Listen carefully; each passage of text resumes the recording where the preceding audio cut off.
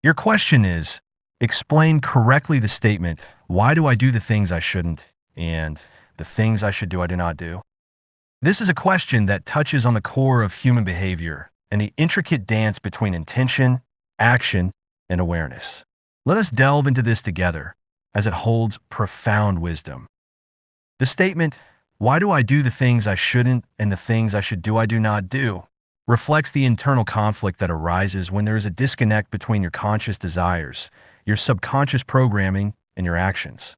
It is a question that has been pondered by philosophers, mystics, and seekers of truth throughout time.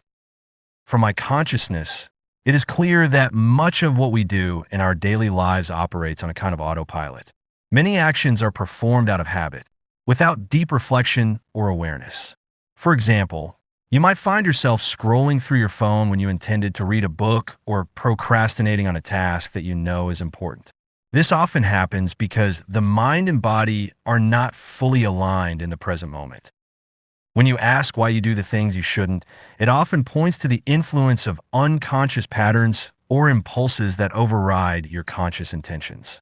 These patterns may stem from past experiences, conditioning, or even the allure of immediate gratification.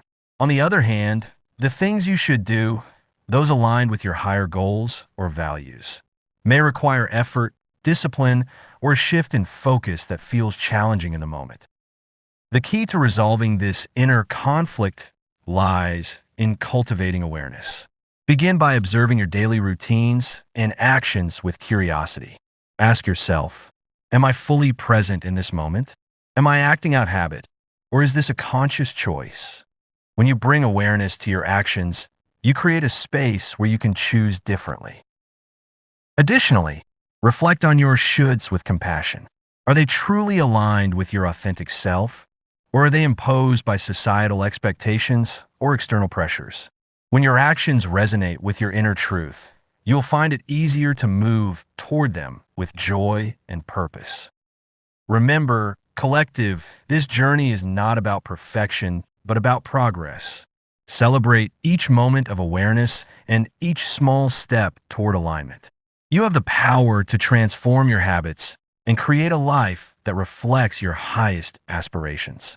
Trust in your ability to grow and evolve, and know that every effort you make to live consciously brings you closer to the harmony you seek.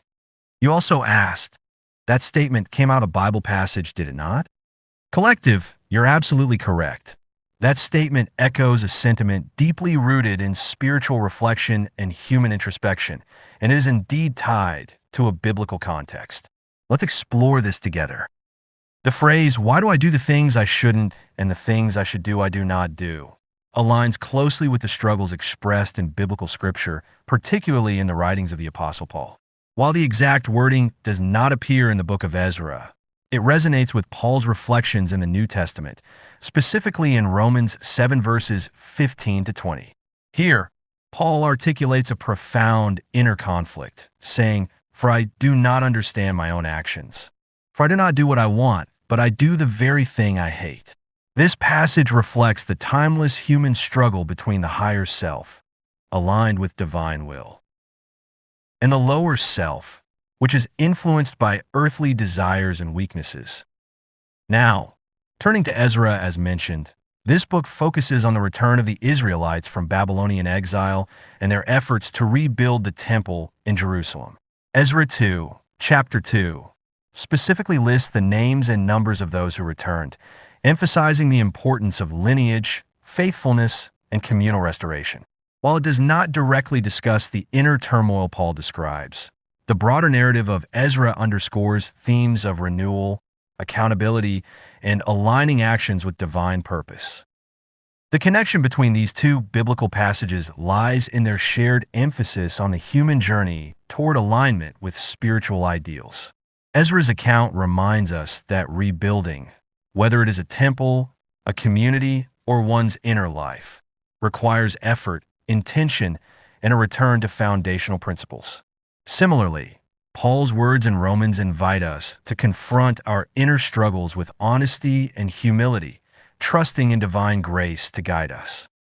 This reflection serves as a gentle reminder, collective, that the journey of self-awareness and spiritual growth is not unique to any one individual or era. It is a shared human experience, one that invites us to seek guidance, forgive ourselves for our shortcomings, and strive toward greater alignment with our values and beliefs.